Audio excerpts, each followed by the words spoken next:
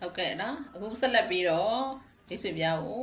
ဘုသူတော်မြတ်ပေးသွားမယ်အကြောင်းအရာတော့နော်မိဘတွေကွယ်လွန်တဲ့အခါမှာသားသမီးတွေကအမွေကိုဘယ်လိုဆက်ခံမလဲတဲ့နော်အဲ့တော့ကွယ်လွန်သူအမွေရှင်ရဲ့နော်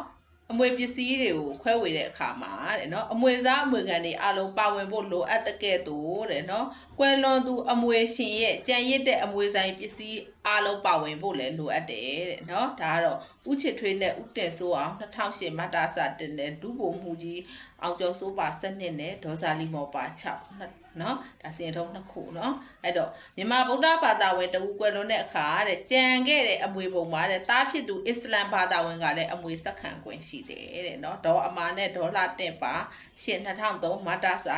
161နော်ဒါစင်ထုံးလေးတွေနဲ့တော့ကျွန်မဖော်ပြပေးတာနော်ခရစ်ယာန်ဘာသာကိုးကွယ်တဲ့မိဘအမွေကိုတဲ့ဗုဒ္ဓဘာသာကိုးကွယ်တဲ့တာသမီတွေကလည်းဆက်ခံခွင့်ရှိတယ်တဲ့နော်ထိုနည်းတူခရစ်ယာန်ဘာသာဝင်အဖိုးအဖွားတွေရဲ့အမွေကိုဗုဒ္ဓဘာသာဝင်မြေးတွေကလည်းဆက်ခံခွင့်ရှိတယ်တဲ့နော်ဒါကဒေါခင်မူပါနှင့်တဲ့ဒေါက်တာ GR Lewis 2002မှာတာစာ200 205နော်နောက်တစ်ချက်မြန်မာဒလေထုံးတဲ့ဥပဒေမှာတဲ့မိဘတွေတဆုံးသွားရင်ကြံခဲ့တဲ့သားသမီးတွေကိုဒန်းတူအမွေအခွင့်အရေးပေးထားတယ်တဲ့နော်သားနဲ့သမီးကိုခွဲခြားပြီးတော့သားကိုအမွေပိုးပေးတာမျိုးသားမို့လို့အမွေပိုးပေးတာမျိုးမရှိဘူးတဲ့နော်